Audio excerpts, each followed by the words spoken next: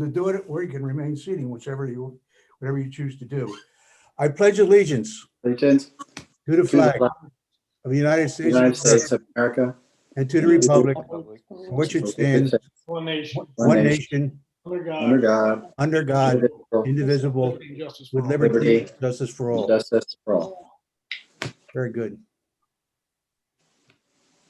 All right, I'll ask for a moment of silence this evening in honor of our police, our paid and volunteer firemen, our emergency services people, all the healthcare workers out there, and those who serve in the military, all of whom go into harm's way every day to our benefit.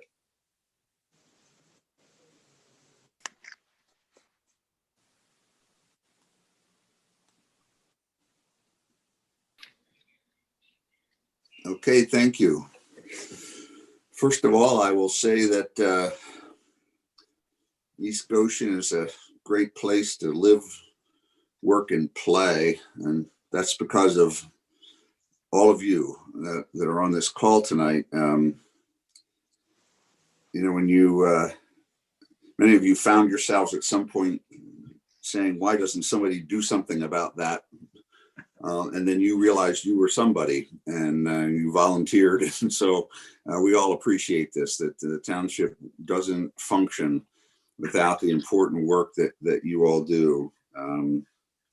So I just want to, first of all, just start off by tipping my hat and on behalf of the Board of Supervisors for the dedication and the fine work that you do to make East Goshen Township what it is, the envy of Chester County. So with that, we're gonna sit back and listen. We'd love to hear about your accomplishments for 2020. Many of you struggled through a tough year with COVID and had to change your agenda and change the way you went about things. We all did. But despite that, we had an amazing 2020, great year, and we're looking forward to a really wonderful 2021. So we'll talk about what we did and what we're thinking about doing and our priorities going forward in 2021. And we're all looking forward to hearing that. So we're going to start off with the Futurist Committee, and we'll sit back and listen. Okay, thanks. Thank you, David.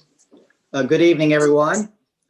Before I discuss the Futurist Committee accomplishments for 2020, our outlook for 2021 and the vision for the longer term, I'd like to recognize the other members of our committee.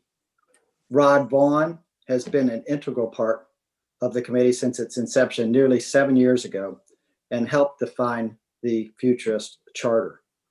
Brian Sweet is on the call, and Brandon Groff joined the committee in 2015, and Jeff O'Donnell came on board earlier this year. Our newer members have added and energized our committee with a welcome, fresh perspective.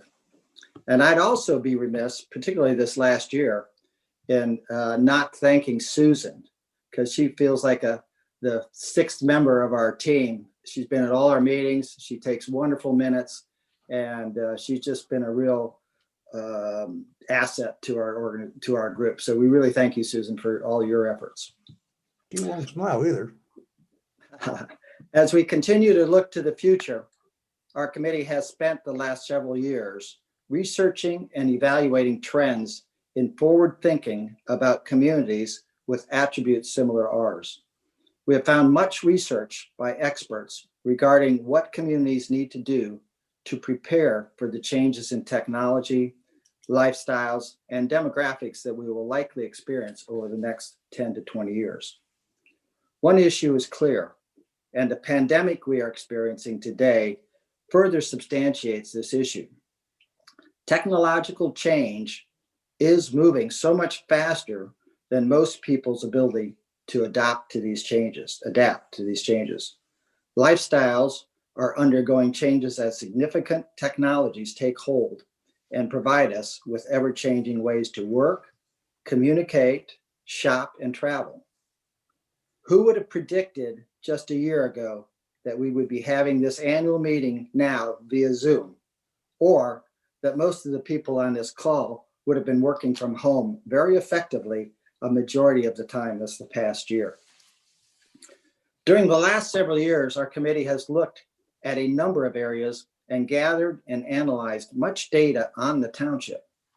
We have looked at demographics, diversity of housing stock, financial sustainability, just to name a few. We made comparisons with neighboring communities, as well as leading communities nationally. What did we find? East Goshen is well positioned in a number of ways. To elaborate on David's comments, we have excellent schools, attractive neighborhoods, diverse housing. We have proximity to a large and growing labor market, a diverse tax base, well-managed township government. We have an interesting history with numerous restored buildings.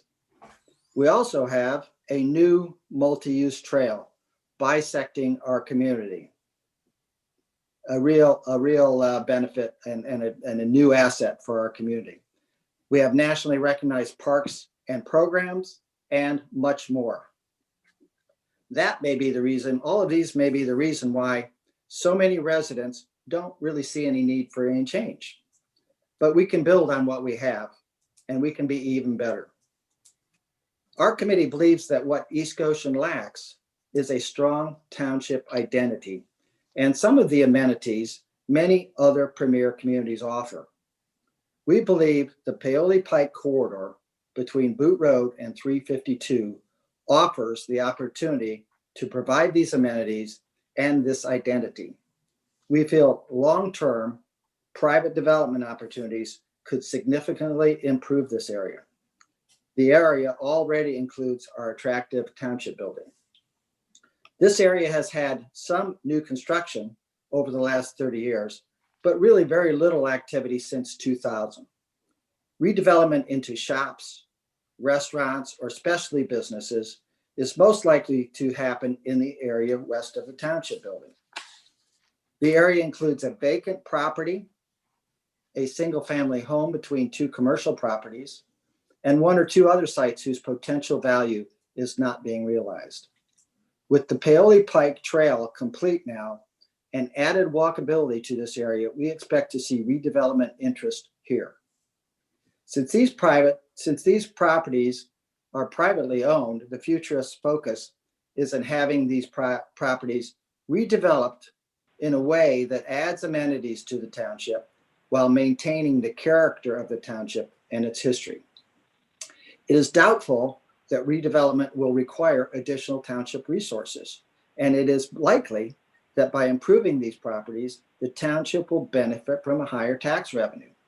It is also likely that surrounding businesses will benefit from higher foot traffic, thus creating more sustainability to our central business area. 3 years ago, township residents overwhelmingly voted to approve wine, beer, and liquor sales in the township. Seems like a long time ago now, but it was just 3 years. A majority of the township residents appear ready to embrace change. In July, we presented our vision for the future of East Goshen to the Board of Supervisors. That vision is to differentiate East Goshen Township in positive ways compared to other townships in eastern Chester County, in a way that creates welcoming key road portals with attractive landscaping, warm lighting, and signage that reflects the township's history and future hopes. Connects our neighborhoods, the central township area, schools, and parks with a network of multi-use trails. Expands our already acclaimed recreational and activities programs. Creates a central township area with a strong sense of identity as a gathering place. This area would include green space and public plazas, restaurants and specialty shops, a modest amount of housing that appeals to buyers seeking new housing options. The area would have street trees and warm lighting similar to our beautiful neighborhood. We make these recommendations so that the township will have an even brighter future and will always be viewed as a premier community with excellent housing, public amenities, and excellent schools for families seeking a new home. The Board of Supervisors tabled endorsing this vision last summer until they could have an in-person meeting, which is now likely to happen later this year, we hope. Moving back to some immediate issues, we started off the year with an objective to establish and reach out to neighborhood leadership groups to gather feedback on what residents want to see or not see in East Goshen. Since in-person meetings were not allowed after COVID hit in mid-March, we had to rethink our approach without giving up on our objective to receive widespread feedback. After reviewing a comprehensive township-wide mailed survey that Willistown completed last year, and considering the cost of such an effort, we decided on a more limited scope. We presented the concept of a fairly simple digital survey to the Board of Supervisors last week and received approval to move forward. The objectives of this first survey are to, number one, understand the issues that are most important to our residents, and two, understand how residents feel East Goshen rates regarding these issues. Brandon Groff, a member of our committee, is leading this effort, and his employer, IncQuery, is offering their platform pro bono to build a survey that residents can take digitally. We plan to roll out this survey through a wide range of media to ensure we receive a representative sample of resident views. We will share the results with all the residents. So be on the lookout for this survey. We hope to get it out by the end of the first quarter. After we can once again resume face-to-face meetings, we hope to start our neighborhood meetings as we feel face-to-face, give and take is an important part of the feedback process. So we want to go back to that once we can do that. We initiated another project late in 2019 to complete an analysis of the long-term viability of our business parks. The business parks provide 17% of East Goshen tax revenue. That's 17% of East Goshen tax revenue coming from the business parks. This makes the business parks a key part of East Goshen's long-term sustainability. During this year, we dealt out a checklist of information we would need to collect from each business in order to assess their long-term viability. We also started a database on key information for each business that could be updated easily to keep the information current. As you know, the township will be losing a key historical knowledge source in all areas this summer when Rick Smith retires.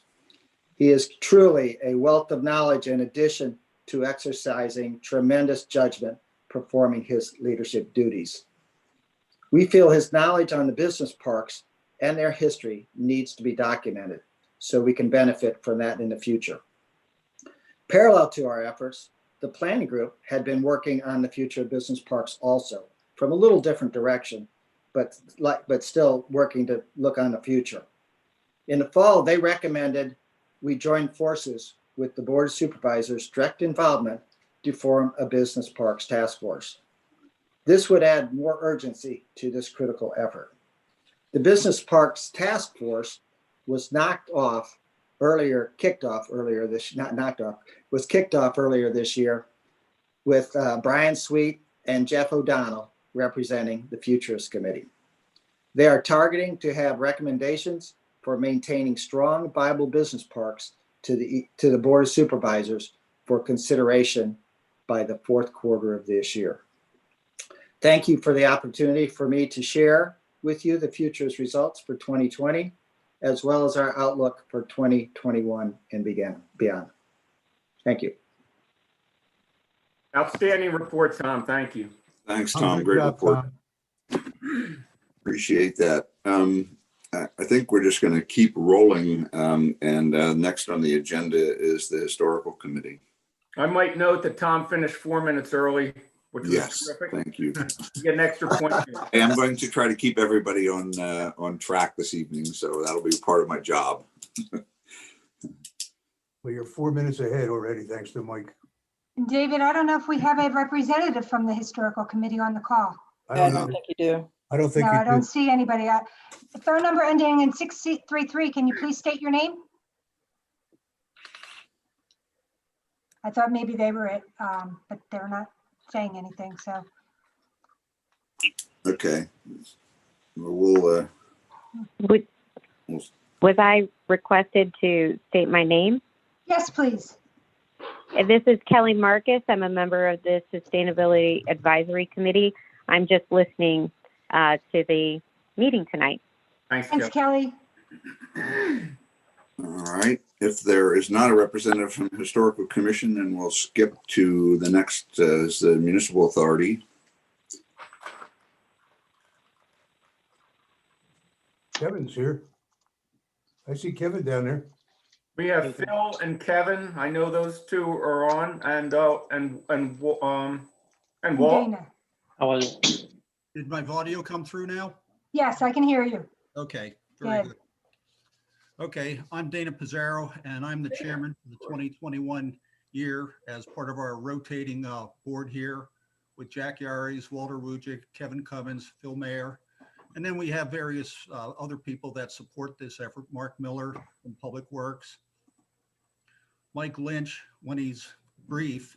Our staff liaison hasn't been identified yet, and Panoni is our engineer, and we're represented by Gothrop Greenwood. And Big Fish is the operator of the Ridley Creek wastewater treatment plant. 2020, we met most of our key goals in that year in terms of the monitoring what's going on with West Goshen and concerns we have with the costs that are above budget levels, particularly at the West Town Way pumping station. So we continue to monitor that with Public Works and the finance people to see where that's headed. Had a successful year with Public Works supporting us in getting rid of extraneous flows from the wastewater system, which is groundwater or rainwater that gets into the system, removing about 100,000 gallons last year, which is very significant considering the volumes we're talking about here, which improves the wet weather performance of the treatment plants. And Mark's group did 16 significant repairs, as you can see from the agenda, that contributed to that. Treatment plant had great performance last year. We met the monthly permit requirements all year. We did receive an NOV from the state, but they wanted the information on different forms than we had been generating for them. So that's already been taken care of. In terms of the planned projects for last year, we focused on the capital programs dealing with emergency power and worker safety. The key ones were the emergency power, replacement of emergency generators at the Ridley Creek plant and the Hershey Mill pump station. These were assets that were well beyond their design life that Mark and his group had tried to nurse along for years. The other one, which was a significant win, was the caustic soda project, which is a way to improve worker safety at the plant. A grant was applied for, and we received 153,000 of the 190,000 estimated construction costs for that. And that work is going to start in spring of this year. Got to have all the paperwork that's ready to go. A number of other items.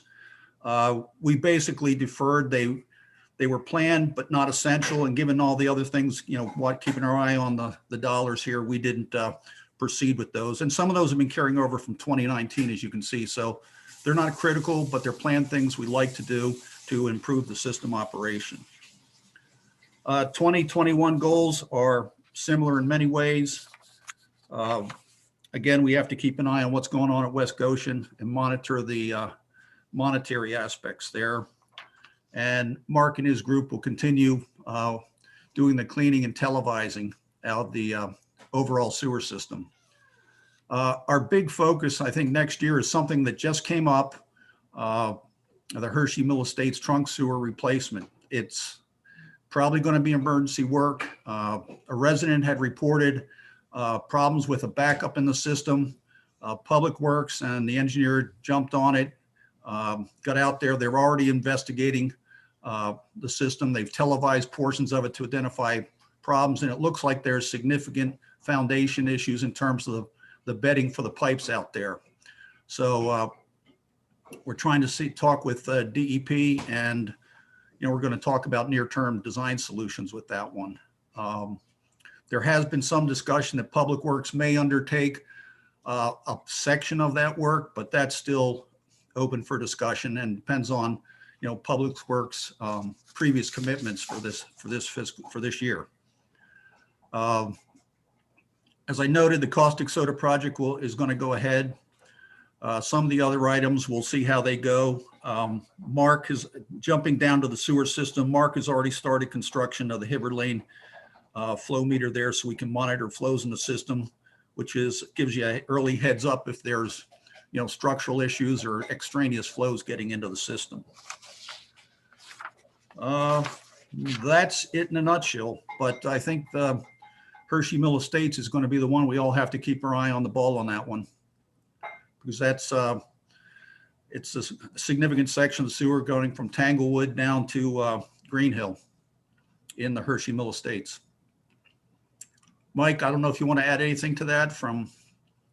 That's an excellent recap, Dana. And I think the one thing that it says to me as the observer, call me the liaison, but it says to me and has shown me, and as you have demonstrated as a unit, as an organization, if you will, the commitments of the municipal authority members, the work that Public Works does, Big Fish is our consultant, the care of that plant and the infrastructure. You couldn't ask for any more. We have contingencies like the Hershey's Mill Estates issue. That's a big one. But the investment that everyone has made, they take a sewer plant in our facility as if it was their own, and it shows it. And the compliance with the DEP is another example of just how well operated this is, and another example of East Goshen Township being at the top of their game. So I really want to thank you guys. An excellent report. And those who were here tonight from the authority, Walt and Phil, Kevin, Dana, certainly thank you. If I missed anybody, I'm sorry. And thanks to the historical support of Rick Smith, who was the historian for much of the work, and it could take us back to the beginning of this whole system and remind us of previous decisions and things to look out for as we move forward. But I echo your words there. This really is what a lot of people have come to in the public works sector, come to understand what asset management is all about. And the township's on that. It's take care of the problems before they get really bad and head that off. So, or plan ahead and have stuff on standby, replacement parts, et cetera, for things are going to be potential problems or issues or long lead time order items. Yeah. So Great. with that, Thanks, Jan. I'll note that, I live in Hershey's Mill Estates. Unfortunately, not on the line that's having You a the root problem. cause, David? Are you the root cause? And no, I'm not the root cause. But the township has 45 to 50 miles of sewer systems, and you have to keep in mind that we were built out in the late 70s and early 80s, and some of these systems are 40 plus years old now. So diligence in planning going forward for the preventative maintenance and emergency response to situations like this, the situation we see in Hershey's Mill, will be something that we're just going to have to keep our eye on, and that our municipal authority does a great job along with our public works folks in keeping on top of this. But it'll be definitely something that we'll be looking at going forward as far as our financial obligation for the systems that we have to maintain after we built out. So thanks, Jan. Thank you. The next group is Park and Rec. Is Danny doing that one? Danny and I are actually going to tag team this one. Okay. All right. So good evening, everyone. I'm Jason Lang, Parks and Rec Director. And tonight, alongside my good friend Danny Light, Park Commission Chair, will give you a rundown of 2020 and then also what we are looking forward to in 2021. So obviously for our parks, this year was a very big challenge. We started the season guns a-blazing, ready for all of our egg hunts and everything else. And then obviously the pandemic shut down most of what we were doing. So just a general timeline of how the park was affected is just the trail was open in the park through June. So basically every other amenity was closed, the playground, sports fields, no events in the park until June. And then right around the start of summer, we were able to offer our summer camp program, which was great. And then most of the sports facility or sports fields opened up for league play. The playground opened up. And so the park kind of ended the year kind of as it typically is, outside of having our standard egg hunts, community days, and festivals and things like that. So how the park was transformed by the coronavirus, I was amazed at how many people saw the park as their secondary home. I saw people, in general, park use was up about 30%, and our park is already fairly close to capacity on most evenings and especially the weekends. So if you went to the park on a Saturday and you didn't get there by 10 or 11 o'clock, you probably weren't getting a parking spot, because the park was always packed with people. Kind of the neat things that changed are that because indoor facilities were shut down, the park became the meeting place for every social group under the sun. Scouts, mental health groups. We had art gallery shows out there. I had so many calls from groups saying, hey, we still want to carry out our mission. Here's how we can adapt what we typically do to safely inhibit coronavirus, and can we use the park? So the park really saw some neat, unique uses. If you look at the pictures I have there, that's the Chester County Concert Band, and they had 50 members, and they took over the amphitheater, and they all spaced out about 10 feet, and they wore masks, and it was just neat to be able to have them in the park still practicing, which was pretty neat. So the park kind of became everybody's living room, which I was very proud of. Mark Miller and the guys kept up with that intense usage. We didn't take any data on that. However, Mark will tell you that doggy bag use was up 400% this year. So everybody was on the trail, either getting a dog or walking their dog. But the park was 100% an essential need and service that we're really proud to have and give residents for the year. So we were able to host camp, which was great. Public Works retrofitted the bathroom, adding additional sinks, so we could wash hands multiple times and keep everything safe, which was wonderful. I was a little nervous before camp started. I thought the kids were going to explode because they hadn't seen their friends in 3 or 4 months, and it was the best camp season we've ever had. We obviously had a lot of kids there, which was wonderful, but the kids were so well behaved because they really enjoyed and needed that social interaction. And it was probably the best camp season that I've ever been a part of. Just a couple of fun facts. Once COVID hit and everything shut down, we kind of pivoted to a Parks and Rec at home platform. So folks could jump on their computer and do as many virtual activities as myself and the park commission could think of. And one that we're pretty proud of, we took the Goshen fire trucks out to the Dixon household. They live in Bow Tree Development. And Diana Dixon won our Stay-at-Home Teacher of the Year, which was, as we all know, we're balancing working at home, getting the kids to school, and all those stresses. And her husband nominated her and did a really eloquent job of saying how great a job she's doing. So we were very proud to give Diana that award. Kind of a neat thing that we did this year was we do our Teen Filmmakers Showcase every year. It's at the Movie Tavern Exton. It's typically in theater event, which is great. And this year, because of COVID, we had to switch and make it virtual. We added a coronavirus category, and it kind of took off. We ended up getting submissions from all across the globe, 200 countries, over 1,000 submissions, which was totally blew my mind. And we were able to have a quote unquote coronavirus night where folks from Japan, America, Argentina, wherever showed how the pandemic had affected them in the local community. So it was very cool that, you know, tiny little East Goshen Township kind of had that level of just it was just a cool thing to see.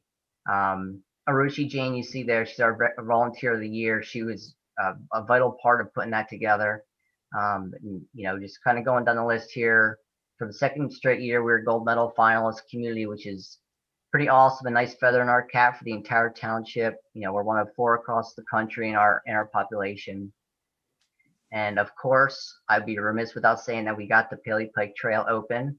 So as Tom eloquently said, the trails are going to connect a lot of different land uses. My office sits right at the front door right there, and so I can see people now. I see, like you see their pictured kids are walking to school, which is the coolest thing that I've seen probably since I've been at East Goshen. The kids walk straight down to East Goshen, come straight back with mom and the stroller and the other kids. So it's a really cool connection, and we're busy as a park commission and department starting to look at how in 2021 we can have programs, bicycle programs, art walks, to really drive people out onto the trail and then further on down to our business park. So we're looking forward to that. And if you want more than 5 to 10 minutes, you want a good 30-minute spiel on Parks and Rec, you can always go to the website and take a look at our end of year report. So with that, I'm going to turn it over to my man, Danny. Thank you, Jason. Danny. I have to ask Mike Lynch how the beach is, because that palm tree looks great in the background. We have to see it every week. And the only thing I can tell you is that while it is a virtual beach, I am approaching Golden Pond effective this Friday, so I will have more time available for East Goshen Township as I exit East Bradford after 30 years. Oh, nice. Good. Well, first I want to say I'm fortunate to work alongside of the best park commission members. They work hard and really care about their role in the township. And Jason, he's awesome, and Ruth's simply the best. So I promise I'll go through this pretty quick. 2021 goals. We want to prepare the park for the post-COVID-19 programming. You know, cross our fingers. Implement the plan for the 2021 full day summer camp program at Glen Acres Elementary. Promote, program, and monitor the Paley Pike Trail usage. And we want to formalize the Park and Rec Volunteer of the Year program. This is important, and hopefully it brings out more volunteers. Offer the nature and art focused programming, Nature Warriors with the Westchester Garden Club photography shop to offer filmmaking and photo camps, the Young Rembrandts to offer youth at programming, the PPT Art Walk and Chesco Art Association. Also host the WCUPA's Carnival of Ruin, a theatrical performance with sustainability at its core. And something that we're going to do a little new this year for the Pumpkin Festival, and that is actually carving pumpkins. And this year, the fellow ABCs, consider yourself challenged, because we're going to do a pumpkin carving challenge, and we're challenging all the ABCs to carve out a pumpkin. And that's what we have for the 2021 goals. The diversity of the program and the activities, I think it's non-pareil in Chester County, just as the limited geography. It's just amazing the variety for all age groups that you're able to assemble, and not just assemble, but affect and implement. Just great stuff, great stuff. And Yeah, anticipating a yeah, pandemic is not part of park planning, I'm sure, but because of the pandemic, we all found how critical our Parks and Recs group is to the mental and physical health and well-being of our residents and their best friends, their pets. So it's I'll commend it. It's a really tough year when you think about the impact of pandemics on parks and recreation, particularly recreation facility programs, and you guys just knocked it out of the park, if you'll pardon the pun. So great job. Thank you. I have to just Dave, add Dave, my kudos as well. Having attended almost every single one of those events that Jason that he outlined, as well as Danny, I spent a lot of time in that park, and going to people's homes to honor them. And I really just think that you really made the best of a terrible situation. Our residents are deeply appreciative. Jason or Danny, Jason probably, have you seen any tie-in in usage between the trail and the park? I've actually seen more usage. I think usage went up. Yeah. Yeah, you're talking about specifically the Pike Trail Yes. and then the park? Yes. So what I see is on weekdays, people, typically like teenagers, like 14-year-old boys, are riding bikes, and they'll ride their bike from the Dunkin' Donuts over to the park or vice versa. And then typically, like during the daytime, it'll be 2 or 3, stay-at-home moms, or, like a dad or, 2 dads that are off of work that day that are going for a run or a jog or something. So I think folks are using it to get down to the pizza and the Dunkin' Donuts and that kind of thing. On weekends, I think they're using it to specifically increase their trail run or their walk with the dog, to like literally add miles to whatever their distance is. That's pretty neat. I mean, I think that Tom talked about some of the benefits of the trail, and I think one of them is the connection between the park and the trail and the center city and the township center city. So it'll be interesting to see how that works out in the long run. Right, thanks, guys. Our next ABC is the Pipeline Task Force. Caroline, are you doing that? Yes. Great.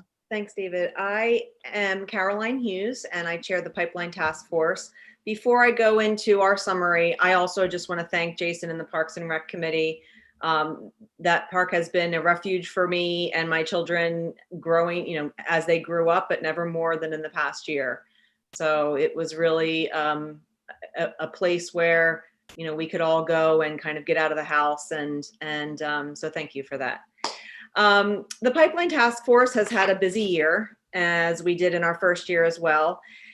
Some of the unique, it is unique in the sense that often we are managing things that occur within the township in real time. And that's a challenge for us. I want to thank the members of the Pipeline Task Force. We have Bill Wegeman, who is the vice chair. We have Christina Morley, Judy DeFonso, and our brand new member, Jim Christensen, who just joined us. I would be remiss if I didn't mention that we have an open spot if you know anyone who is interested in joining our task force. The main purpose of the Pipeline Task Force, at least, in my opinion, and as in our ongoing discussions, is to really identify and help with effective communication with the public regarding the many challenges that having so many pipelines in our township can bring to public safety, just information about pipelines in general. And of course, the elephant in the township currently is the Mariner East project, but we also have the Adelphia Pipeline project. Those are the two actively ongoing projects that are undergoing construction within the township, but also there are many other pipelines that are already operational in the township.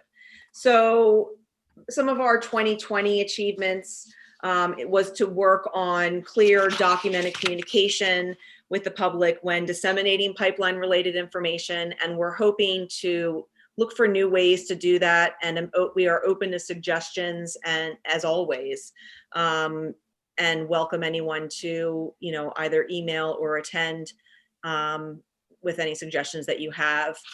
Other things that we've accomplished in 2020, making recommendations to improve safety and setbacks for the traditional neighborhood development ordinance. We collaborated with other ABC committees to craft well-informed recommendations to the board. We hope to do that more. We hope to enjoy more collaboration with other ABCs in the future. One thing I think that was pretty important that we did last year was to submit a very thorough and comprehensive public comment to our federal pipeline management organization, which is PHMSA, the Pipeline and Hazardous Material Safety Administration. They had an open comment specifically regarding rulemaking for natural gas and hazardous liquids pipelines. And we used our experience as a township and some of the challenges that we had to really provide some key feedback to them for how local government and local townships can be better protected, frankly, so that everyone involved has clearer rules and regulations to follow, so that the public is safe but also informed, and that the operator also knows what's expected of them as well. We continue to advocate regarding the usage and of the East Goshen noise ordinance, which the township has utilized with Sunoco.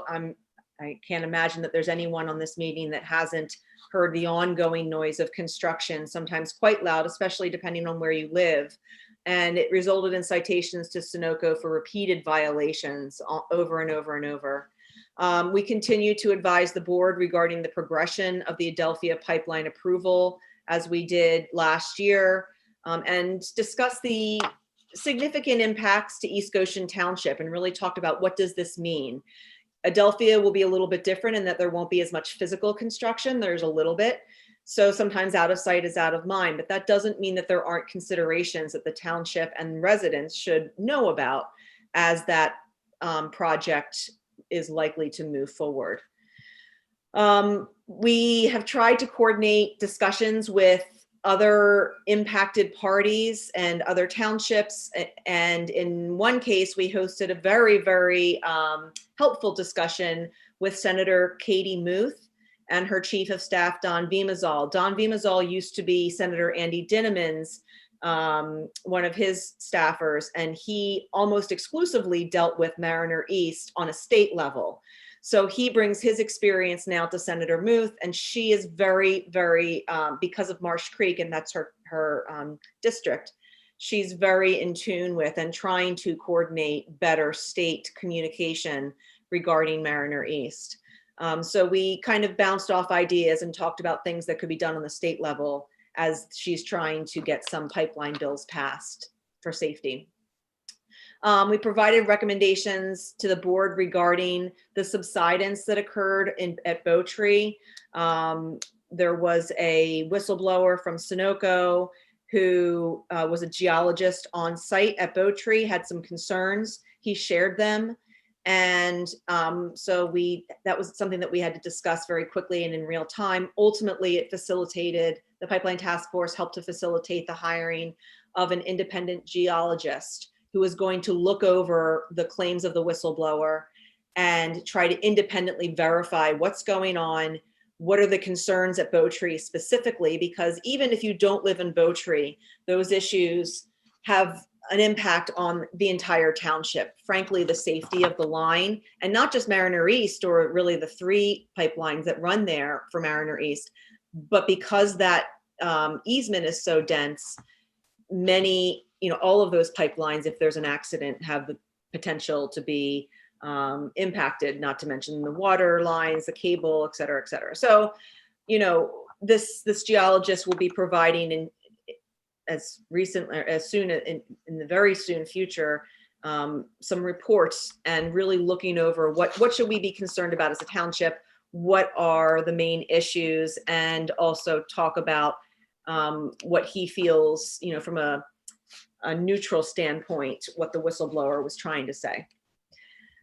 And then something that we do on an ongoing basis is try to, in general, as I already alluded to with Senator Muth, speak with elected officials. And there is a very clear lack of rules and guidelines and safety Protocol. mechanisms in place that for the particular type of pipeline that Mariner East is. There are more regulations for natural gas pipelines than there are for what's running through Mariner East. And what's running through Mariner East is running at a higher pressure and has the potential to be more explosive and more damaging if there's an explosion. Some of you may have seen the natural gas explosion that just occurred in Kennett Square. Unfortunately, it's still ongoing. Yep. But that was one small distribution line. These are large transmission lines. So we're trying to help to advocate with the state because there is a real lack of safety in place. And as a result, the operators aren't required to do some of the same safety things they would need to do for our natural gas pipelines as this. So it's absolutely essential that better legislation is passed to protect and inform not only the residents, but our first responders, and I'll talk about that in a second, and everyone involved. We don't want our first responders at risk. We don't want our residents at risk. And we don't want, the future of East Goshen at risk. So it's not just about the safety now, but it's about the safety for generations. And so there have been many pipeline bills that have, bipartisan bills that have been written. They're very good bills. And we have tried to work with former Senator Killian and former Representative Committee, who are our state senators and representatives, respectively. Now it is Representative Diane Herron and State Senator John Kane. So we will try to establish good relationships with their staff and advocate for those bills to stop being kind of put in the back and brought to the table and passed. And in fact, last year, House Bill 2293 passed. And what this does, it increases transparency for emergency planning to first responders related to pipelines. So first responders really weren't getting information. I'm sure you've seen the headlines, not just in our township, but through the county and other townships who've been very frustrated with getting information they need to plan responsibly. And so this will help with increasing transparency for emergency planning. It's actually the very first safety-related pipeline bill which has been signed into law in the state of Pennsylvania. And so that's significant. So really quickly, I will just run through our priorities for 2021. Again, we're going to try to further increase communication to residents and try to have this communication be easy to digest. This is a complicated issue. It can be very technical at times. Some of the things that we need to communicate because of their technicality are hard for the average resident to understand why they should care, why they should be concerned, what they should do about it. So the goal is always to try to empower the resident to understand what's going on so that they can determine if they want to participate, email, or the like. Expand relationships with other township ABC groups, as I mentioned. Would love to collaborate. We, have already talked and hope to talk further with sustainability and look for shared goals there. Certainly with Planning Commission and other ABCs are happy to help, to participate, to be a resource in any way. And I enjoy learning what the other committees are doing. Recruiting new members, as I mentioned, we have an open spot, so please help us fill that spot. We would love to have new brains, new ideas, and another voice. Continuing outreach and relationship building with elected officials, as I mentioned, especially our newest elected officials. Continue to work with the township legal staff and consultants because we're trying to make sure that we're utilizing all legal avenues to protect the township as the state regulations that currently don't exist, and even if they were passed tomorrow, would not retroactively exist for Mariner. So looking for ways to protect us legally, protect the township from liability, but also to protect the township residents from a public safety standpoint. And then finally, research and work on the ability to develop an alert and evacuation plan in the case of a Mariner East or other pipeline accident, specific to East Goshen Township. And that's going to be a bit of a Herculean task, but we're going to try our best, because it really is a lacking, you know, I can't even guesstimate the average, how many residents in the township know what to do, even on this call, know what to do if we found out right at this minute if there was a leak of one of the Mariner East pipelines. Would you know what to do? You know, would you know not to get in your car? Would you know not to use any electronic devices? Would you know not to use any ignition sources? Would you know that you have to evacuate on foot and uphill? And so there are so many things that are lacking in terms of understanding even just a basic evacuation protocol. We all know what to do in a fire emergency, but this is equally as important, because we would be talking about mass evacuations. So those are our main accomplishments and priorities. Accomplishments in 2020, priorities for 2021, and then of course in real time any issues that occur in Mariner East as that continues to to go on. And then even when it's operational, as well as Adelphia, I'm sure there will be some curveballs thrown at us, as there have been in the past year. Thank you. Caroline, that was an outstanding report, and I just want to thank you and the members for gaining and understanding the pulse of our residents, continuing to work on ways to communicate with them. You've established a great network of contacts, whether it's East Goshen Sea or others. Also, the depth of research and investment by the members in very technical issues and in seeking information that is so hard to develop, because it's been so sequestered through lobbyists and legislation that it does not enable us as a citizenry in our own municipality to know the nuts and bolts and the depth of this infrastructure that is installed. So we really want to thank you for continuing that.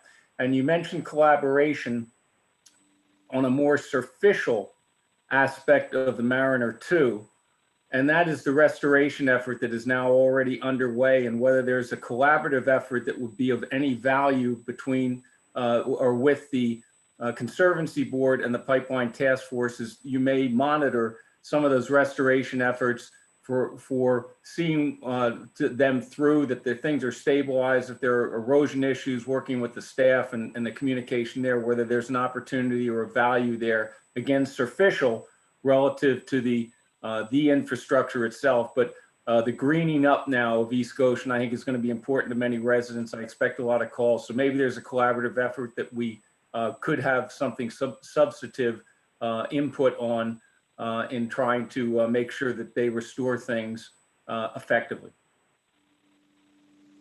Hey, Caroline, this is Marty. In the last email, at least I saw today, Ricky sent out there that the pipeline, everything's done between up in Hershey's Mill down to the Executive Center. So the only thing left is the pipeline that goes from Bow Tree over to the Catholic Church. And that probably won't be done until April. However, Mike raises a really good point, and that is following that period of time, if not before, they'll start the restoration program all the way across the township.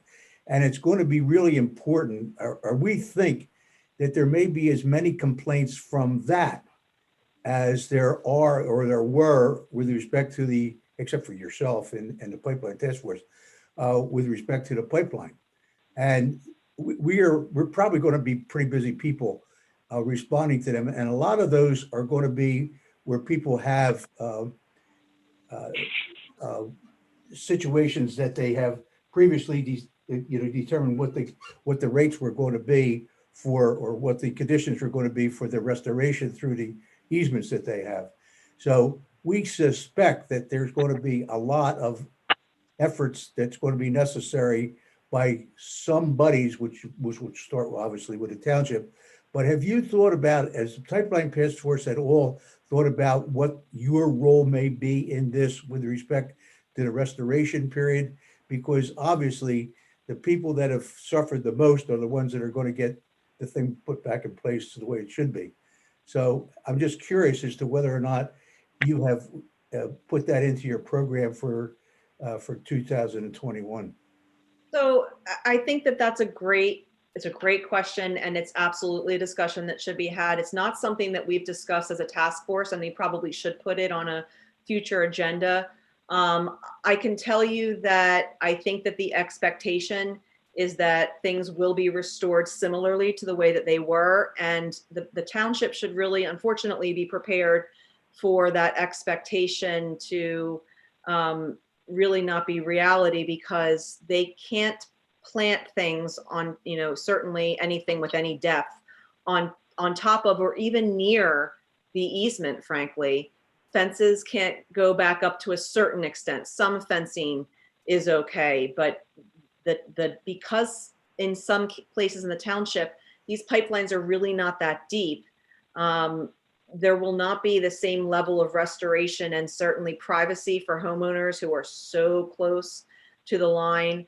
These are going to be conversations that I think the township, and if it's appropriate, the Pipeline Task Force can talk about it and try to help with coming up with expectation setting, or what may or may not be, able to happen or communicate with the public. But that absolutely is going to be a problem, because I can tell you that in other areas and other townships, homeowners that were frankly told that they could put their fences back up or some kind of privacy fencing when they are really close to a restaurant, and a privacy fence was the only thing separating them. And, I'm trying to think of specific examples, but they can't put that back up once those pipelines are operational because of the risk to rupture, frankly, or interrupting the line. So that's going to be a problem. And maybe the township should identify what can be put on top or around the easement, but there's a proximity factor too for what can be planted, because you could think, well, I'll be right off the pipeline. Well, it's further away than you might expect. So it's a great point, and a good point to add to future discussions. One of the things that we've talked about, and I think it's valid, is the fact that in the role of easements, we don't play a role in easements. That is clearly between the homeowner or the business owner and Sunoco, because they're the ones that have the easement. And people are going to think right away that the salvation of any dispute that they have is going to rest with the township, which is not true. And so consequently, the role that both the township plays in these things, as well as what the task force is, you're going to probably see a lot of pressure applied by dissatisfied residents with respect to how things are restored by Sunoco, given what you just said, because what you just said is very true. You can't cover up the pipelines. You got to leave them exposure. That is, the ground can't be done on the top, and you can't have anything that grows too high. So because they're tested from the air and other ways along the way. So I think it's important to have those who may be involved in this part of the program be aware of what their role is going to be, or what they think their role should be, and tie it together with the township, so we're not falling over one another and trying to satisfy the customers, because the supervisors are really are built to really satisfy customers in terms of whatever their needs are, wants are. In this particular situation, we're going to have to be very careful about what we do, because of the relationship that we really don't have with the easements and so forth and so on. So it's a good question to raise, and I'm glad Mike raised it. And I think that perhaps that before it gets to the summertime or the springtime, it might be useful for you and the township to have, you meaning the task force and yourself, and more importantly, is to have some kind of discussion about how we're going to address these things, or what most likely is going to happen if we can plan for it. I think the theme of it, Caroline and task force members, is working to manage the expectations with information and knowledge that we have, not to be an advocate with Sunoco, but to understand what ETP and Sunoco are doing, the limits of what they've committed to do, what they are able to do given the change in the landscaping as they restore it. And again, managing the expectations. And I think the task force can do a great job on that one. Thanks. Just one final follow-up statement to that is, I just want to say, I guess for everyone on the meeting, that easement owners are really put in a very precarious position, in that they are, with varying levels of knowing what their rights are. The people that come that represent the Sunoco are very slick salesmen, frankly, and they're not regulated in their own way. And they say things that are not necessarily, they say things verbally that are not necessarily what's on the agreement. They make promises that are not kept. This has been repeated over and over and over, not just in East Goshen, but elsewhere. And I hear a lot of people say that, really criticize easement owners for, just wanting the money or signing away, and the rest of us are impacted. And that's really not fair, because at the end of the day, a billion-dollar company knocked on their door one day, and with very little rights, because we don't have a lot of rights within the state, and that's where the legislation really needs to be addressed. They were steamrolled, frankly, and sold a slick package, especially with Sunoco, because unfortunately, while there are other operators that may act with better integrity, Sunoco, unfortunately, has proven over the past 3 years to operate without a lot of integrity. And there have been a lot of unkept promises, both as to residents and to the township. So I would just say that, not to criticize easement owners, understand that they are in a really awful situation. Try to find, I know that the township can't advise them per se, but we also, if there is an opportunity to provide some level of support and information to them so that they understand how to navigate this really difficult experience. And in some cases, this will be kind of the final stage, so that they have some peace at the end, is really, really important. Yeah, one of the things that's going to be equally important too is the fact that our good manager up there in the left-hand corner is going to take a hike forever in June of this year. So a good bit of the year is going to be left to someone new and to those who are around to deal with it, and are not going to be able to rely too much on Rick's expertise, because he travels a lot, and that's part of their plans. So it's going to be a very interesting year, but you are dead right about the role of easements in the process, and the ability of some homeowners who are very attuned to this to be able to get pretty good deals, and others who aren't, they didn't get such a better deal. And this is almost a neighbor to neighbor kind of a thing. And you can really it can really be a difficult situation, because it's something that people see, where you're dealing with things that might happen. And if they do happen, they're very serious in their nature. It's a big difference between what you can see today and what you think about tomorrow, what possibility is tomorrow. So I think that the more we're prepared for, the better off we're going to be. Thanks, Marty. Thanks, Caroline. Thanks very much for the report, and thanks for the great work of the Pipeline Task Force Thank you. last year and going forward. Next on the agenda is the Planning Commission. I'll take that unless Ernie's got it here. Okay. Ernie's here. Oh, he is? Okay. Yeah, I'm here, John. Thank you. Okay. Appreciate it. Good evening. First of all, I want to thank the members of the committee, John, who just spoke up, our vice chairman, Dan Daly, Mike Koza, Mark Levy, Ed Decker, and Mike Pagnelli. I've been pretty active with the Planning Commission. I want to thank Marty for being our liaison to the Board of Supervisors.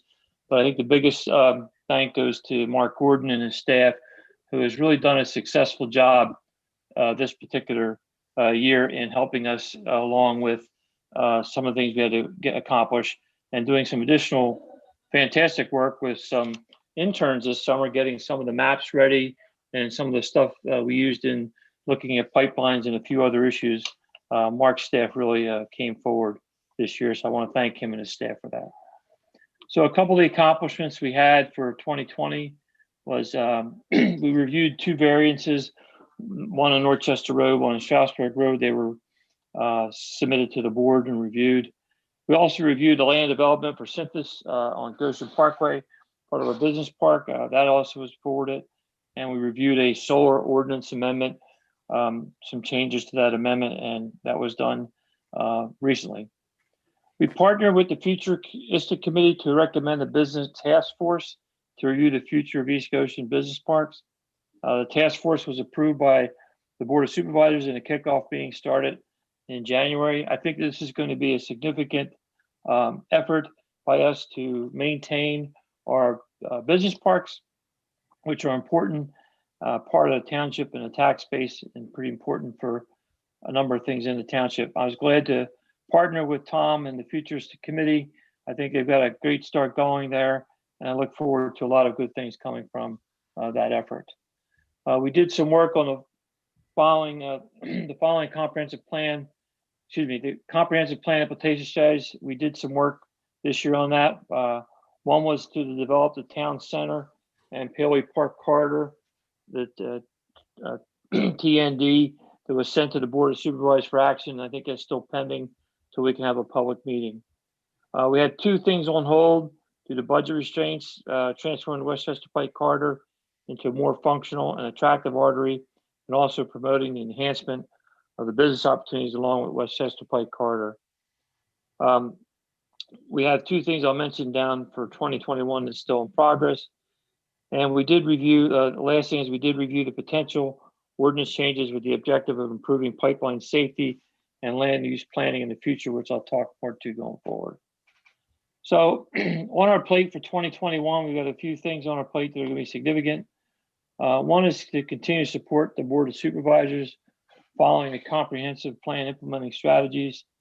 One is maintaining and expanding the open space, recreation, and trails network. We'll be working where that's needed to be accomplished. Developing the Paley Pike Trail to create the linkage between Westchester, Malvern through East Goshen, from West Goshen to Willowstone. That's objective 9.2. And then there's two other objectives, 6.3, which is transforming the Westchester Pike corridor into a more functional, attractive artery. We will begin high-level discussions on that. And objective 7.2, which is to promote the enhancement of business opportunities along the Westchester Pike corridor, and we'll start to begin high-level discussions on that this year. We're close to finalizing Next thing is we're close to finalizing recommendations for pipeline safety and land use planning to present to the Board of Directors. We're looking at early 2021 for that. As a matter of fact, that may occur within the next month or two. We're close to having something together to forward to the Board of Supervisors for the pipeline safety and land use planning. And that'll be, I believe that's going to be an ordinance if we finally settle an ordinance or subdivision land development. So working with Mark, his organization, and also the solicitor to get that together. And there's been a lot of work put into that particular effort. And then the last thing, we're going to be support the Board of Supervisors request to review the existing township ordinances for possible revisions and update. We did complete the plan objective 6.4, which was Business Park Task Force shall be addressed to business, excuse me, I stated that wrong. The Business Park Task Force will address the business park and the I districts. What we'll do is a part of the Planning Commission is focus on the remaining districts left to be looked at with regard to the ordinances. So I think that's quite a bit to put in for 2021. I feel confident that we can accomplish it. And I thank the various different other groups that we work with to pair up with that. And John Stripe, I know you're on. Did you want to add anything into that? I don't know if he's still on board. He may have Yeah, he's left. there. Oh, there I'm he- still here. No, that's all I got to add. Nothing. Hey, Ernie, I know that that there was some talk between the Pipeline Task Force and the Planning Commission on the pipeline ordinance from planning. Will there be a final review by the task force on that before it comes to the board by the Pipeline Task Force Safety Group? We can do that. We have it on our schedule.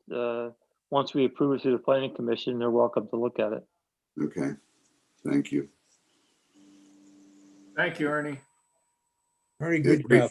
great work this year by the Planning Commission. A lot of complex issues, and This is a group that is when I say volunteer, this is a group that's busy and committed, and we appreciate the work that they all do. The next will be the Sustainability Advisory Committee. Christy, you going to do that? Yep, I'm here. Okay. Hello.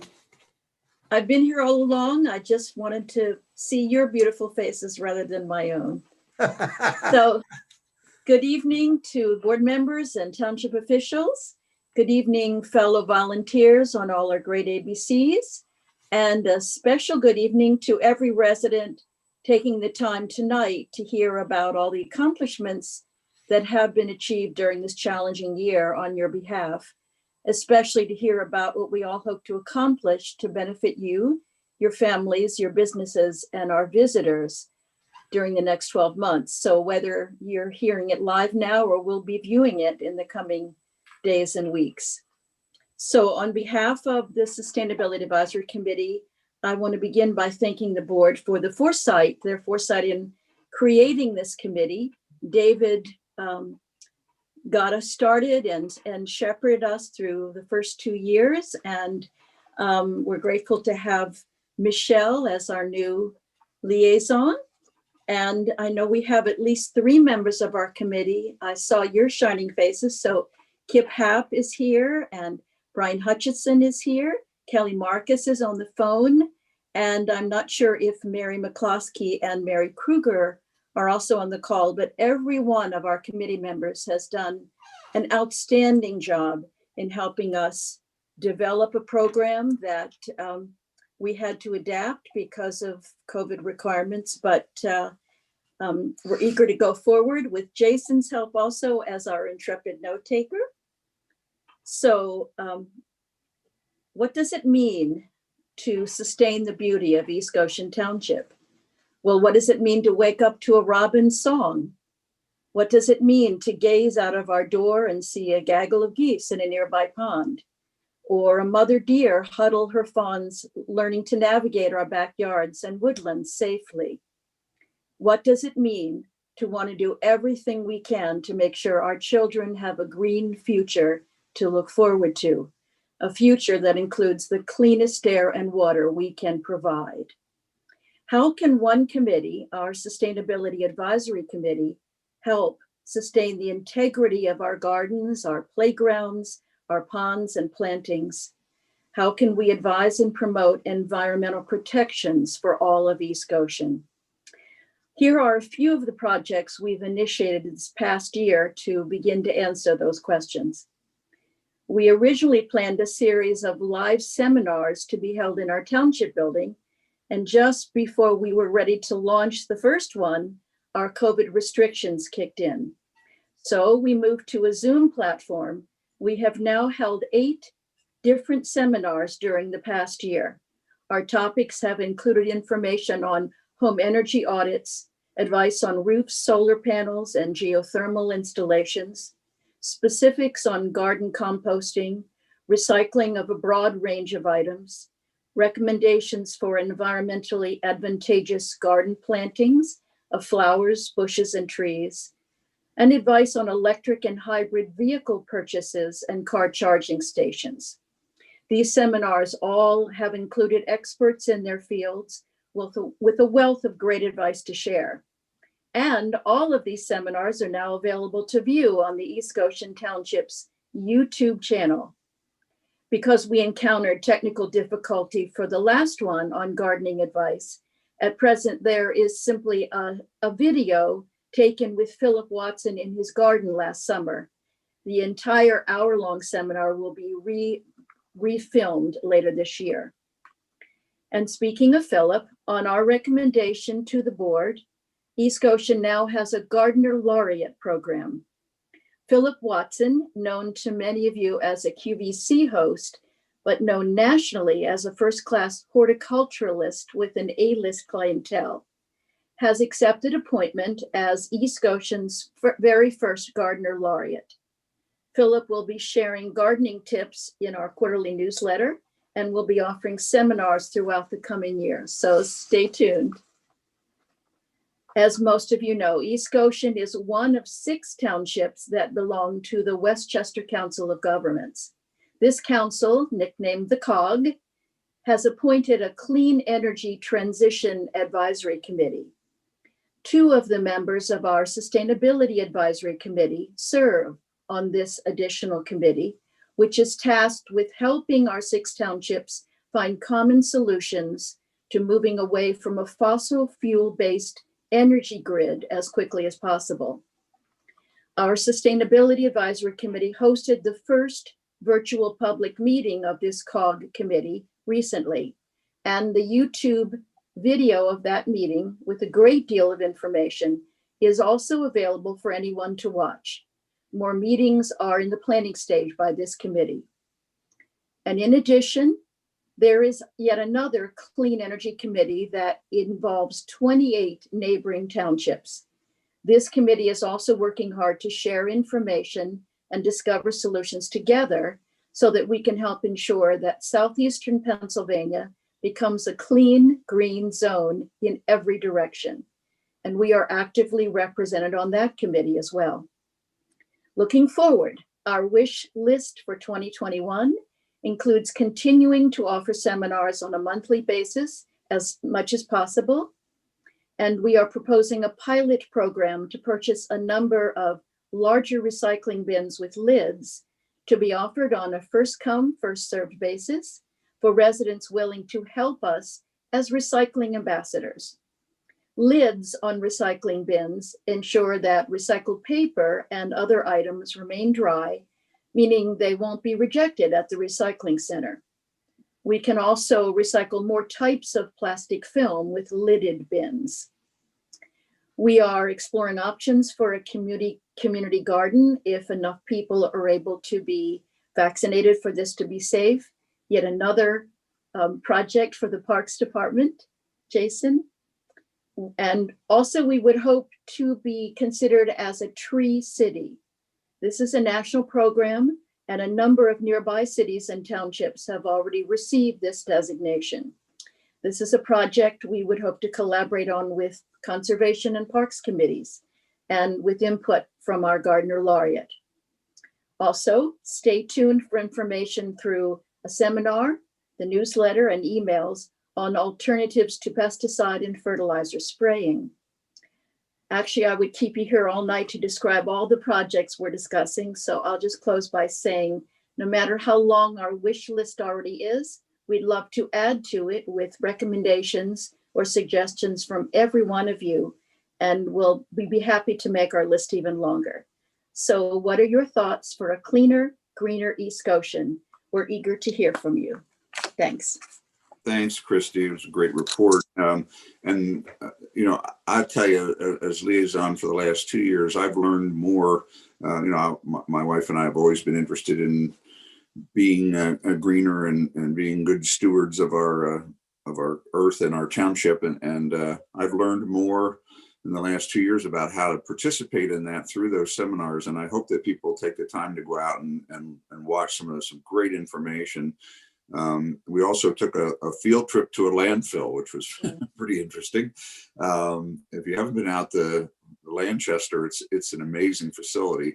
Again, learned a lot in that trip out there. So great work. And Christy has boundless energy leading this group, and the group is a great group of people. And it's a big lift because sustainability impacts everything we do in East Goshen Township.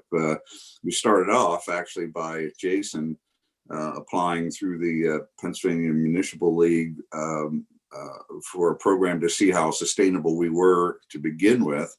And, you know, as we suspected, East Goshen Township ended up with a gold certification. So we knew that we were doing a lot of things right already. But there are still things that we can do moving forward, and the Sustainability Committee is focused on those things. I think this is a really important committee going forward, and they're doing great work and great start for the last 2 years. So I really appreciate this group going forward. A lot of good things ahead. David, let me share with the folks that may not know this, but when David came on board, he was, first of all, the first thing he did was tell us He's never been called anything but David. But besides that, he was also the fellow that birthed both the Sustainability Committee and the Pipeline Task Force, or at least it was his creation, and that's why was the liaison when they first got started. So I do want to thank all those that are on the Pipeline Task Force as well as Sustainability Committee, but I want to thank David for the initiative he brought forth, because it's done a lot of good work for East Goshen Township. The other thing I want to do, I really want to say two other things. One is a few years ago, Ricky and I figured out what the value was, the economic value was of these ABCs, because we can't do everything. Obviously, we only have so many hands, so many hours, and so much. The township has the same way, but it amounted to something like $150,000 a year then at the rates that we were using. So it's much greater now than it is, plus the fact we have more ABCs. So I think don't ever lose sight of the value that you create for this township. And one of the reasons, and I think David said it at the beginning very well, one of the reasons that East Goshen is as good a township, as a desirable township as it is because of the efforts of you folks. David, I would like to ask that perhaps that you introduce Chris Boylan to the folks who just now left themselves. I guess there she's back on again, and you might tell her what she's up to and what our plans are, if you want to do that. David, I'm sorry, if I could I can't believe I left off Tom, who is wearing our two hats, both as chairman of the Futurist Committee and one of the most important members of the Sustainability Committee too. Thank you. That's great. Well, he's smiling, Christy, so you must have kept him awake back there. David, you want to tell Christy what's up with Chris and also what we plan to do with respect to Rick and John's old job? Marty, could we do that under public comment after we have Conservancy and Business Park to go? So let's try to stay on on this first, and then we can swing back around to that. Next on the agenda is the Conservancy Board. Yes, I'm Walter Wojcik, and I'm the chair for this year for the Conservancy Board. And you know, we've had some challenging times related to COVID. We've also had some changes. Last year, we had two new members, Dan Flynn and Leo Sinclair. Michelle became our liaison, replacing Mike Lynch, who did a fantastic job for several years. And this year we have another new member, Alice Lempty. As noted on our handout, the mission statement for the Conservancy Board is to protect and nurture East Goshen's natural resources and educate the citizens of East Goshen of the importance of these natural resources. And to do this, we have some accomplishments, and we also have some goals we have. The first is the accomplishment was we managed the successful, so to speak, East Goshen, Keep East Goshen Beautiful Day. That was held on October 3rd. That was postponed from early April. If you remember last year, early April was a time that no one was going out and no one wanted to do anything. So it was quickly decided that that would be forgotten. We did receive quite a bit of aid from Jason, who helped us get some additional people to sign up for the fall event. Unfortunately, two things happened that made the fall event smaller than it usually is in the spring. One is it was on the wrong time of the year, and the event was set for Saturday, October 3rd. And if everybody remembers, on Friday evening, October 2nd, our president was helicoptered because he was stricken with COVID to the Walter Reed Hospital. So even though he had probably 15 to 20 groups or people say they were interested, we probably got about half of that say they would show up that morning. Our thinking was that potentially a lot of the people, again, became concerned about the COVID spreading. Thanks to Dan Flynn, we continued the maintenance of the Bluebird houses that are in Applebrook Park. What that involves is there are several houses there that have been put in by the township workers, and we go in and every spring clean out the old nest and all the detritus that's collected in there, and make it, you know, sort of like a welcoming place for the new inhabitants in the new year. We continued maintenance on Climbers Woods. Again, that was sort of postponed from the spring, originally scheduled for late March. as everybody remembers, late March was a time when, again, no one wanted to go out and be in contact with other people. And what we did was we scheduled it for the fall. Again, Jason helped us to get what we thought would be a very good group of helpers. A local Cub Scout pack associated with East Goshen School had promised us 25 to 30 Cub Scouts, which would help them become aware of, Climbers Woods area and also get involved with maintaining the trees. But unfortunately, that was rescheduled for December 12th. Unfortunately, on December 11th, the state came out with new guidelines, related to the COVID, and it was that all extracurricular activities associated with schools and school districts be sort of forgotten about. And so seeing as the Cub Scout pack that we were going to work with, or that was going to help us, is associated with East Goshen Elementary, they had decided that they could not ignore the state's guidance and directive, so that they again we had a lot fewer people than we were expected. Thanks to Michelle Truitt and her husband, who came out, Dan, sort of almost doubled what we had there. We also did get one family come out that had seen a posting on the memo that Dan had put up for the bow tree people. We continued our invasive species controls in the park area. The township workers occasionally do remove some of the multiflora rows, and we do contract out with Weeds Incorporated to spray the purple loosestrife and some of the multiflora rows. They do a good job. It's more maintenance now, and they do have very reasonable rates. And also not listed on there, but what we did work with Mark Gordon to update the tree and street tree resolution, adding some trees and shrubs to the list of approved, and also changing some of the recommendations for not planting to specific state regulations, so that we don't have to change that. When the state changes it, they just have to go look. If the state changes their regulation, that changes ours. Some of the things we hope to accomplish in 2021 is we're hoping again this year to manage a successful East Goshen Beautiful Day. Currently, tentative date is April 17th. We will confirm that in late February, early March. We like to do it around that time of the year. Again, it's very close to Earth Day. It's after tax, it's after Easter, it's after Passover, and it's before the poison ivy and the ticks and the other bugs might be coming out. We will continue our maintenance of the Bluebird houses and maybe some of the bat houses that are in the area in Applebrook Park and other open spaces in the township. We'll work on continuing the maintenance of Climbers Woods. We'll look for replacing some of the dead trees. We're planning a walk in late spring after everything buds out to see if there are any trees in there. There are a couple we noticed last year that were not doing too well or not doing well at all. Again, that was somewhat postponed because our budget was decreased, so we did not have any money for trees. So this year we're hoping to do 2 plantings, maybe replacing some of the trees there, and also looking for some of the,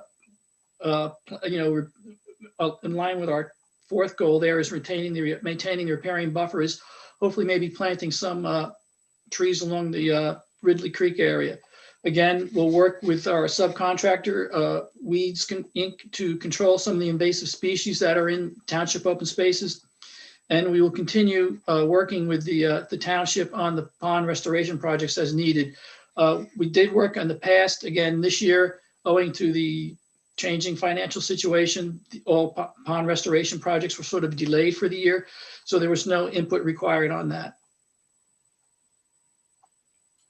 Walter, thank you. The Conservancy Board is really a critical group for us to, in a lot of different ways, not only just to maintain the beauty of the township, but also the sustainability of the township. And I look at the ponds and trees and plantings and wetlands and how you might be able to work with sustainability.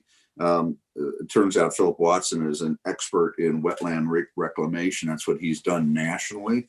And we have a situation with the Hershey's Mill Dam active project right now, which has been designated as a wetland. So it's going to be interesting to see how that goes forward and the involvement of Conservancy and potentially sustainability with Philip as our garden laureate. So I appreciate the great work you guys do. Yeah, and also the Pike the sewer pipe that runs through that area is one area that's going to have some construction in the spring. Yeah, that's potentially from Tanglewood down. It goes down right through that area, adjacent to it on the other side of the road. So you might be right there. Any other next group in the final group is our newly formed business park task force. I think Ernie covered it when he gave his report, didn't he? Who's gonna? I think it's too young. You think Tom covered that when he talked about? I think Tom had covered that in his futuristic in his committee report. Okay. Mike, I thought Mike was going to do this. Mike Lynch. Really? Well, No, Mike, Mike, go ahead, Mike. Go ahead and do it, Mike. It was between you and John, and I figured you took a leadership role at the last meeting. So, well, I can talk for a while, as you know. Mike's drinking too much coconut milk. Yeah, there. That's well, it could be.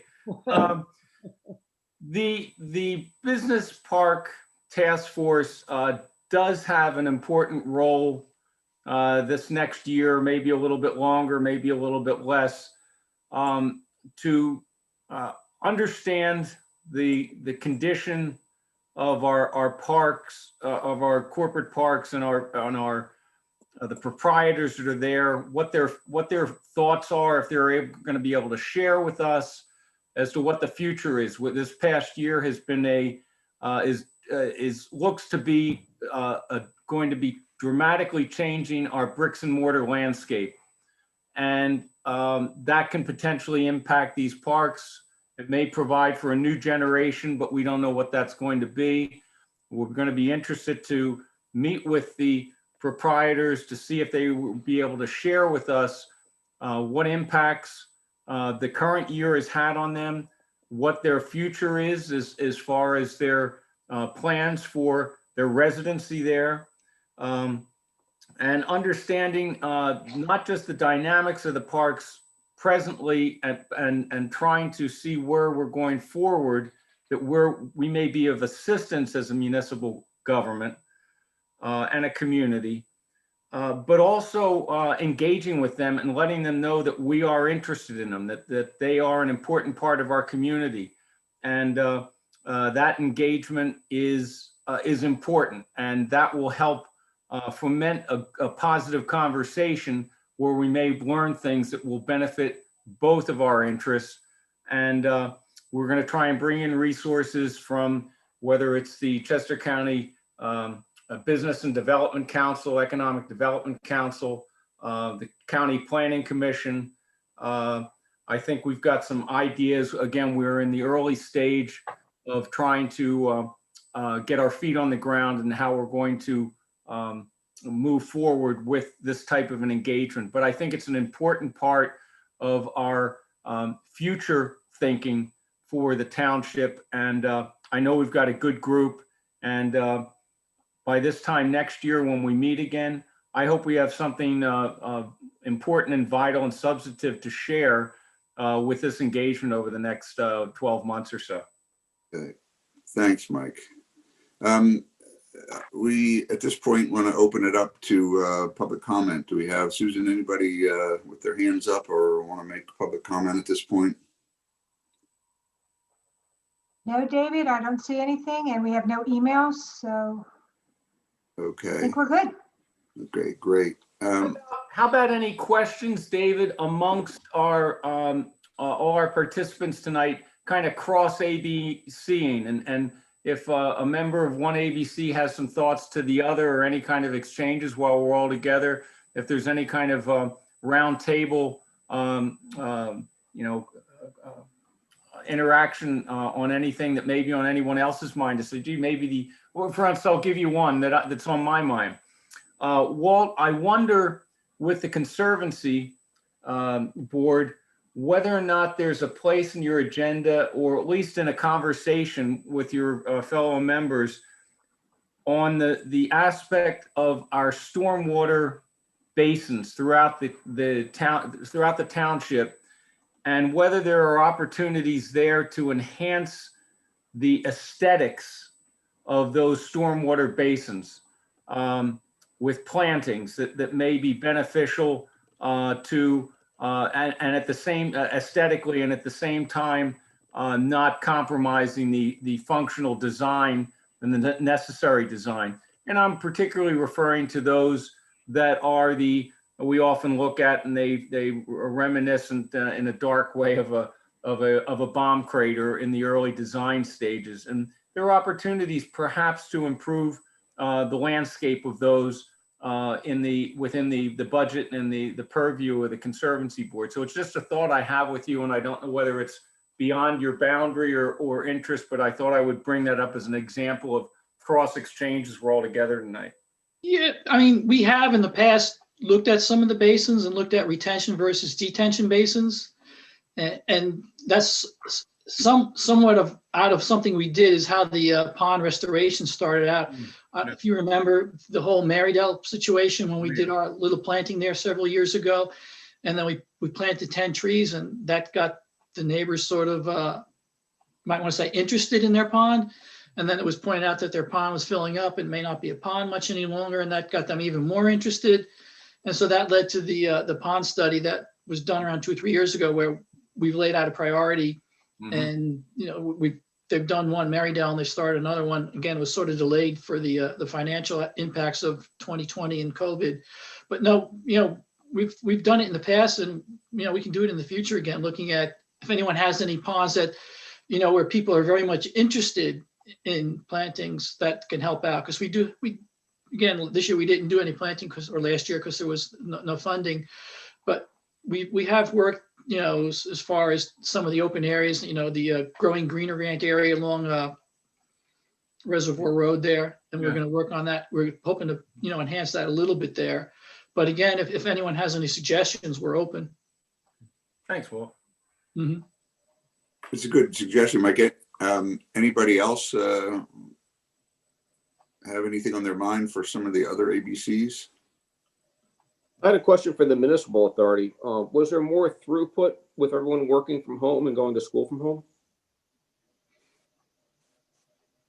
I don't think Dana, I don't think our volume, processing volume necessarily went up in any kind of a trend over the last 8 or 9 months. Can you speak to that?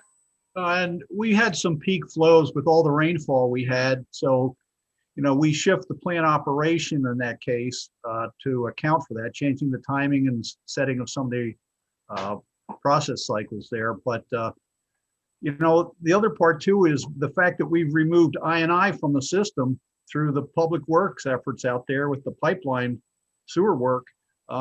That's helped us a lot, shaving the peaks. But as far as the people working from home now, more water usage. I don't know, John, at least from the stats that I see on a monthly basis, and I'm the layperson really on the municipal authority. I don't know that there's been any trend that is discernible from people working at home now and using the system more with marked increased flows that you could attribute to that. Dana? It hasn't necessarily been an increase in flows, but it's been an increase in certain concentrations. Like I've noticed the nitrogen content is up in terms of concentration basis. I can't remember if phosphorus is up or not, but we're managing that.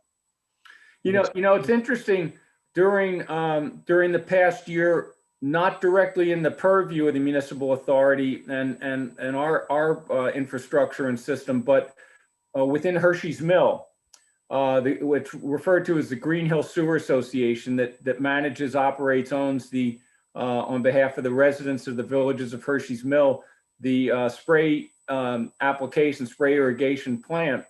And in speaking with the plant operator, Jared Golden, over the past year, they had an issue in their settling basins with increased odors. And there was one of the indications was that because residents were using more disinfectants and related products that were getting into the system, it was compromising the biology of the system, and as a result wasn't processing some of those break down organics that were creating odor. So that was one, I think, Dana, I think you remember that one, and they've got it under control, but it was a real vexing problem for a while. And I know they had extra equipment in there. They were analyzing samples more often. And that was something that seemed to come out of it. And that, of course, that's a more contained system, or it is a contained system with just the community. So that's one thing that kind of popped up that I don't know that was the definitive final answer, but it seemed to be an indicator at the time.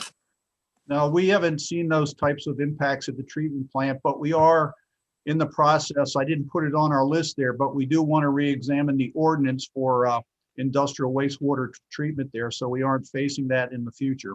Yeah. Very good. Christina, you have your hand up. Thank you. Are you able to hear me okay? Yes. Okay. So this is a question that is directed to the Conservancy and sustainability groups. It's an idea that's been kicking around in my head for a little while because some of you may know I have been employed for a while by the Brandywine Conservancy and the Museum of Art. And one of the big programs that is championed there are the land conservation programs and the easement work that they do with area landowners throughout Pennsylvania. And so I often think to myself as I'm driving around in this area, I think that we have some landowners that have sizable properties. And I'm not exactly sure what the sizable properties are that maybe the township owns, but is it worth looking into a program where we reach out to some of the bigger landowners in the area and maybe connect them with conservation groups like the Natural Lands Trust or the Brandywine Conservancy, and introduce the idea of a conservation program? And for those of you who aren't maybe familiar with that, the landowner retains all rights to their lands, but they basically just agree to manage them in a way that's environmentally friendly, such as not using pesticides, agreeing not to develop it, subdevelop it, turn it into a strip mall or something like that. And in exchange for that, they get valuable and meaningful tax benefits from it. And this concept was really pioneered down in the Chadds Ford area with Frolic Weymouth when he got a whole bunch of landowners together to save the Brandywine area from, ironically, Sunoco when they wanted to put in underground storage tanks along the river there. And so that's why when you drive down 202, you see all kinds of development on one side of it, and then you can, take 926 and drive a little bit in, and it's beautifully preserved open space there. So I'm just wondering if that's something that maybe Conservancy and Sustainability would be interested in looking into a program like that to preserve our open space. Thanks.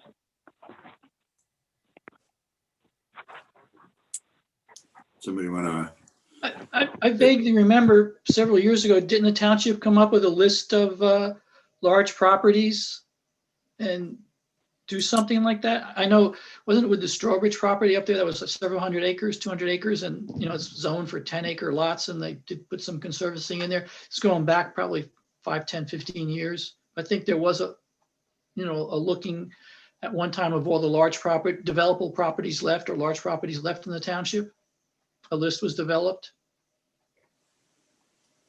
Rick, any recollection of that? I think it was back in the late 80s. We sent information around to the large property owners about the, about conservation easements.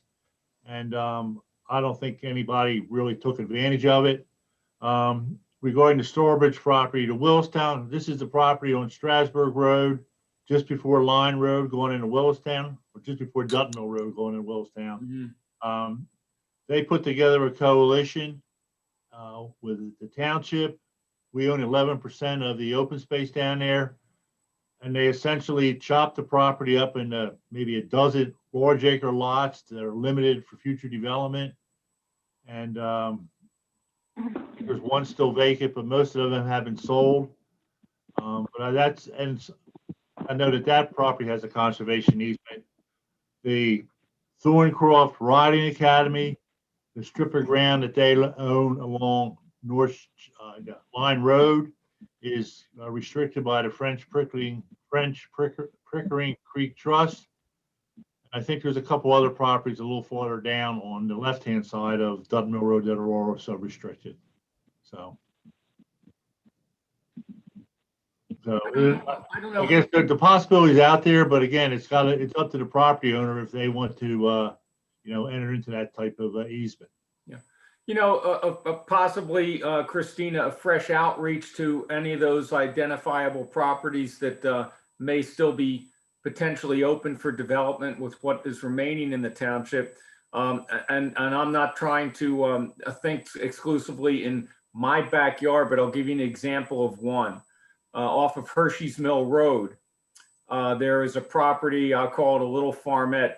Rick, it used to be owned by the Millers, and then they sold it currently to, or is it, let's see, I'm trying to think, Tina, and no, it is currently owned by the Millers. It used to be owned by the Youngbloods.